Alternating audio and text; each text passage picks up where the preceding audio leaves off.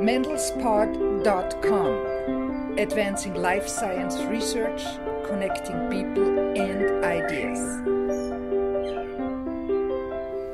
On October 3rd, local trade group Bay Bio announced the winners of their annual Pantheon Awards. I'm very pleased to have one of the winners of the Lifetime Achievement Award to the program today. Sam Kella has become a legendary figure in Silicon Valley's life science VC world for picking really great winners. He's a co-founder of Versant Ventures, where we're going to sit down with him today. And he sits on some of the board of the Bay Area's leading life science companies, including Fluidigm and Genomic Health. Today's show is brought to you by the 10th Annual Bay Bio Pantheon Ceremony, presenting the 2013 DINA Awards on December 5th in San Francisco. The Pantheon Awards ceremony is a celebration of the contributions and achievements of the Bay Area in the life science industry. Welcome to the program. Thank you. Congratulations on this award. Thank you very much. So today I'd love to hear some stories from your great career, but also hear your thoughts on what's going on today. Okay. So take us back a bit. Where did it all begin for you? Well, it began actually outside of venture capital. It began with a company called Spectra Physics. I left graduate school at Stanford. I'd already had an operating background, and I went to Spectra to run a division of Spectra that they had just acquired, and it was basically a startup. So I got into the Valley. I grew with the company. The company was very successful. I eventually became president of Spectra Physics. This was like a high-tech company? It's a laser company. Laser. It was Okay, the back in the world's laser leading days. laser company. Yeah. And then Tom Perkins got in through lasers. Well, it was Tom Perkins who I replaced at Spectra Physics. Oh, that was his company. That was his, well, University Laboratories was Tom. He sold it to Spectra Physics. Then Tom went back to Hewlett Packard, and I replaced Tom to essentially take over and run University Labs, which we integrated into Spectra Physics. And then later, after a number of years in different operating roles, I became president of Spectra Physics. And then in 1984, it was actually Tom who talked me into becoming a venture capitalist. And I became a venture capitalist in 1984 with Institutional Venture Partners. Shortly after becoming a part of IVP, that was the Institutional Venture Partners. Yeah. So was that a hard argument for him to make with you? Well, you know, at the time, Spectra, I loved the company, but when you get a couple thousand employees, you realize, is this what you really want to do with your career? And I realized that I like startups. I'm a hands-on guy, like to get into the trenches. And Tom was whispering in my ear that what I'd done at Spectra is what you do in venture capital, and that there was a need at that time for more operating guys like me. So he introduced me to Reed Dennis, who was the founder of Spectra, and looking for an operating partner. And so Reed and I got together in '84. And he didn't pull you into Kleiner Perkins. No. It was all about being related and doing deals together, but not in the same firm. So I've heard that you were in sports before business. Yeah. Any comparisons there? Does that have to do with being in the trenches? This is being in the trenches, and this is actually the lesson in sports for me was teamwork and building teams. And if I do anything, I try to play on that. Also, I'm a bit competitive. People tell me, but just a bit. Well, you've certainly picked some winners. No, I've been fortunate. So I read an article today that quoted one of your fellow VCs here in the Valley, Vinod Khosla, as saying that 70 to 80% of VCs add negative value. Did you see that interview to startups? Yeah. Negative value. That was he's pretty strong about that. Yeah. But you've had some really big successes. You sit on several boards. I mentioned Fluidigm, Genomic Health, Versant, and you're chairman of the board at Fluidigm. Yeah. So what is your magic sauce? Well, I'm fortunate to work with other fellow board members, and not just venture capitalists, but outside directors who are compatible, who have the same goals and objectives, and can work with the companies and really add value. I mean, all venture capitalists say I'm value added. perhaps what Vinod was saying is not everybody's value add, and that's true. But there are a lot of excellent venture capitalists that I've worked with who really do bring something unique and different. My theory is you don't want to do the job of management. You want to complement management. And what does that mean? How do you complement them? Well, you try to bring your experiences. And I also think it's a recognition factor of when they make a decision that you've been there before, and you can help them identify the pitfalls, or you can help them identify the potential opportunities. So it's pattern recognition, some people call it. And I think after a while, I mean, I've been in business as long as I have, I mean, I think I've seen about everything.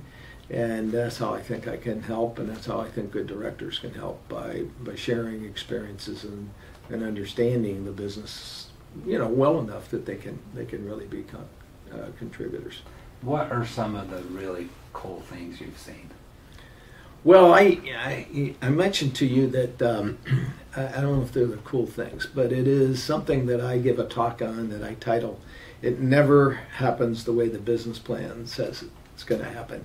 And I point out... Which is not a reason to stop writing business plans. No. It's just that I think it just proves that going into startups, the expectation is that you've got to be flexible. You've got to be adaptable. You got to change with the environment. And you've got to have, you know, managers and team players that know how to, you know, deal with adversity and deal with opportunities. So I talk about a number of companies that I've seen that occur in, and that responded favorably, and some didn't respond very successfully. So it's a fun talk, and it's one that I get a kick out of thinking about, and every time I do it, I remember these companies, and there's a lot of satisfaction in that. So what are some of the examples of well, how it goes you know, differently? a couple of them I would mention would be Jazz Pharmaceuticals is one, highly touted startup that raised a lot of money very quickly, went public, you know, relatively quickly. Great team out of Alza, ex-Alza guys that ran into an unexpected occurrence, which was the Lehman bankruptcy. And so we had done a debt financing with Lehman, and that with Lehman, and it was turned over to a workout agency. All their debts were, and the individual that was driving the workout group said, "Pay me now." And we didn't have the capital, so stock dropped, I think, to as low as 60 cents a share. We had 26 board meetings in 1 year. I had never dealt with bankruptcy lawyers before, and I got my first experience with getting educated from bankruptcy lawyers. And the team, led by Bruce Kozad, pulled the company out of the fire, and I think the stock's at $85 now. But a true win, and a tenacious group of people. But it was truly not the way the business plan said it was going to do, as an example. Another one I think of a lot is a company called Gen Farm International that I was part of the founding of, led by a fellow by the name of Jonathan McQuitty, whose office is below me and is now a venture capitalist. But we had a company that was about ready to go public. A week before our IPO roadshow, we were sued by a public biotech company that had backing from a very large Japanese pharmaceutical company. Over some kind of IP? Yeah, it was an IP issue. But, you know, my conviction was they did it knowing we were going public and throw our public operation. Yeah. But we spun off our European operation into another company. We shrunk the U.S. from 45 down to 9 people. And we took on the lawsuit, and eventually we prevailed, and the company turned around and was sold successfully. But who would have expected? You know, you think you're on your way to your IPO, and there you are in a lawsuit. So it's just halftime. Don't throw in the towel yet. No, and you know, it's tenacity and belief and vision that you've done the right thing, and that you'll prevail. When you have a really good product, yeah, and you can do that, you can stay with it. Yep. Yeah. So, speaking of good products, Fluidigm is really is really on the rise right now. Yeah. How did you hear about this company? Because you got involved in their first seed, you're chairman of the board. So I was introduced to it by actually Gen Farm's patent litigator was Bill Smith. And I had a lot of respect for Bill as a patent attorney. And he called me one day and said, I want to introduce you to an exciting new company. Can I bring the founder by and have you listen to his pitch? And I, out of respect to Bill, said I'd meet. And that's how I met Gaius. And it's been a great experience. Their technology was this microfluidics. They were going somewhere different than you had seen before. You were a bit hesitant with. Well, Bill didn't tell me it was microfluidics, Okay. or I probably wouldn't have had the meeting. But because I had as an operating guy some experience with microfluidics, and they were, it was like artificial intelligence, big promise, but very slow to evolve. But Gaius convinced me in the very first meeting that what he and Steve Quake had invented was very different, and that it had the capability of doing many more experiments. It was using silicone as a substrate. It had great potential, and I got very excited about it, and feel fortunate to have been a part of that startup. And I'm still very active, and they've done a great job. Gaius has grown to be a great CEO. What do you think of this current IPO boom?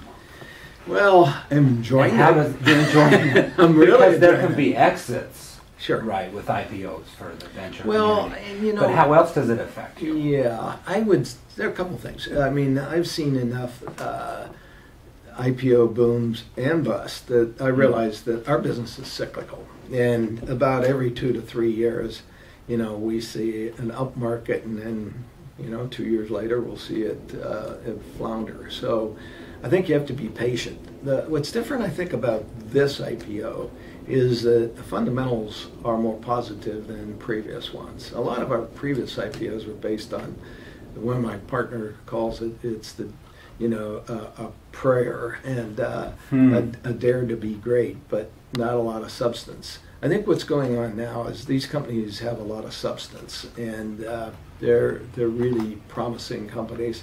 Also, if you look at the biotech industry, some of the emerging growth companies now reached market caps of 25 billion, 50 billion, and institutional investors are looking for the next growth company, and there's been a lack of supply. So yeah, I think it's driven by, first, supply, two, good companies, and the third is the fundamentals of the business are such that the pharmaceutical industry, we all know they don't have pipelines, and they're turning to us for their products and their innovation. And Turning to us being biotech. Yeah, the startup world, because they know that's where innovation has occurred. And collaborations are higher and stronger than ever before, and I think that plays into the public company, hot public companies, because you see that pharma needs you, and you may stay independent or you may be acquired, and those are opportunities that the institutional investors like. Actually, Versant's become known for some creative deals. Yeah. That you call the option-based Well, model? we call build to buy. Build to buy, okay. Yeah, and it is. It's unique, and there's a couple pieces that make it unique. First of all, we do a lot of market research and a lot of interaction with the pharmaceutical industry and have a great relationship with them. So we survey them. What do you need? What areas are you looking for? Then we sort of like the new pharma ventures. I mean, yeah. You're really close to them. Right. Except that you have your own deal, you're independent, you have your track record. That's exactly right. And what we're looking for from them is, they being a potential customer, what is your need? And then we go out and search. Mainly we walk the hallways of academia and research institutions to find those breakthrough technologies. And then what we have is very unique, is we have our own development organization, which we set up as a exclusive operation for Versant. So there's over 30 drug development executives or operating and drug developers in San Diego, and now we have a group up in Vancouver. Under the name of Versant? No, they're called Inception. And so it's Inception Sciences. But is it like incubator type? It is. Only it's built around some great drug hunters. And they have a great reputation. They were very successful and they were in the pharmaceutical world. And so they have great credibility. So we take the need, we find the science, and we figure out if it's druggable. And we use our development team. And then we do deals where we hit certain milestones, then the company is acquired. That's the option side of it. And it's worked quite well. You get a payment up front. We do. Right? Which helps. And then they have the option of buying the company? Yes, under preset terms. Yeah. Going back to the IPO boom, venture capital, I mean, Versant's done well, but on average, venture capital hasn't done that well this last 5 years. I mean, I've heard the number as low as 1.5% returns. And then when you look this year at, I was just at a Burrow conference. I don't know if that's right, but I heard that come out. If you look at the stock market this year, it's up 50% for the public investors. And so does that make it hard for you to raise a fund? I mean, if you're raising funds in the venture community right now. Yeah. Well, clearly, I think all venture capital, whether it be healthcare venture capital, life science venture capital, or even people that are in other technologies, like information technology, have found that there's less capital out there going into the venture world. But there are performers, okay? There are performers in IT, there are performers in healthcare. I think it's a selection process right now, and it is a tougher environment because there are alternative investments these days than there were before. I think the biggest rap on the healthcare venture capital is the time it takes to get liquidity. It isn't the returns that I feel that have been subpar. It's just that in our business where you have to get an FDA approval, you have to get into patients, it takes a lot longer. So we've come up with methods here at Versant to reduce that time to liquidity, and it's being received well by investors. I'm curious, and I asked Brian Atwood this once. I mean, you like you said, you've seen it all. Almost. You've seen a lot. I've seen a lot. I'll admit that. And just you're looking for somebody to surprise you. Yeah. So with that kind of long view, and then you believe in a product and you think this can happen, but it does take longer. But still, you still believe in it. I mean, is there a way to match the funding to the timetable of pharma or healthcare? Well, that's a challenge. I mean, clearly, investors in all categories want liquidity in a shorter time frame. I've heard from some of the endowments that have said, we're willing to sacrifice multiple returns on our capital to get a shorter return, even if it's not as good a multiple. So they like IRR. So we've got to figure out in our business, and I think we are, is how to respond to that by different business models, by different collaborations, by different funding sources. And certainly the IPO market helps a lot because a lot of these IPOs are not liquidity events, they're financing events. So sort of a midstream event, right, that can keep the thing going. Yeah, I mean, to many companies to take it all the way to the market. I mean, if you can get public money, that's great. So I think it's being flexible and knowing, each situation's different, but you have to plan ahead. You have to plan ahead on financing, more so today than you've ever had to do in the past. Because money's tight.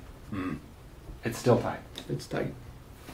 So I remember Steve Burrell told me one time, he says, you start getting these Lifetime Achievement Awards, and it makes you feel ancient. Yeah, I do. But older means smarter, right? Yeah, well, experienced, okay. Experienced. I like that term better. I've been experienced. I've done this for a while. And I still enjoy doing it. I think that's why I do it is. I'm passionate about these startup companies. I love working with young entrepreneurs. I like to see these things grow. I think I get great satisfaction out of it. And I hope I'm still contributing. I tell my partners when I stop contributing put me out to pasture, and they haven't yet. But who knows what is going to happen tomorrow. So is there a certain area that you're really passionate about right now? I think that's what's great about this business is that I get excited every week and every year about new things, new technologies. One thing we're not lacking is innovation in this country. Now, we're not lacking great entrepreneurs that have great visions and dreams, and we're not lacking technology. We clearly have it. The other thing is, we're in an industry where the unmet needs, the unmet medical needs are huge. I mean, what have we solved? 20%? I had a pharma exec tell me one time, head of R&D, he said, you know, we probably have only 20 therapies for about 20% of the diseases that we know of. 20%. I mean, we've got a huge opportunity here. So this isn't a fad. You know, we're not a social media. We're the real deal. I mean, what we're dealing with are human beings and biology and their lives and the quality of life. So, I mean, I get excited. I show my excitement. My knees are, you know, when my knee starts pumping that nose, I get excited. So, the question is, you know, we see a lot of opportunities. There's a lot of deals out there. You have to fall in love, and I still fall in love. Mm. What do you think of this talk now? I mean, you talk about all the diseases, the work we still have to do, yeah. But it's being done, Mm-hmm. and we keep sort of inching away at cancer. And we even hear people talk now, we were at an aging conference earlier this year, the idea of reversing aging, yeah. and living longer. Yeah. You think we're going to be living to be 200 soon? Sometime in the next Hey, century. can you find me that drug? I need it. In fact, Hopefully soon. Yeah, my partners always tease me, and they tell our investors that they invest in what Sam needs. And as Sam grows older, he needs a hell of a lot more than he needed before. So we got a lot of opportunities to invest. So find me that anti-aging magic. I think we are healthier. And our medicine is better, our treatments are better. Clearly, the things I watch us invest in, you know, I think are very valuable and are making an impact on human beings and its quality of life and our longitude. So, well, you're a very busy person, so thank you for taking the time. My pleasure. Sam Colella is the co-founder of Versant Ventures and winner of this year's Bay Bio Pantheon Lifetime Achievement Award. Thanks for coming on. Yeah, my pleasure. Thank you. Today's show is brought to you by the 10th Annual Bay Bio Pantheon Ceremony, presenting the 2013 DINA Awards on December 5th in San Francisco. The Pantheon Awards Ceremony is a celebration of the contributions and achievements of the Bay Area in the life science industry.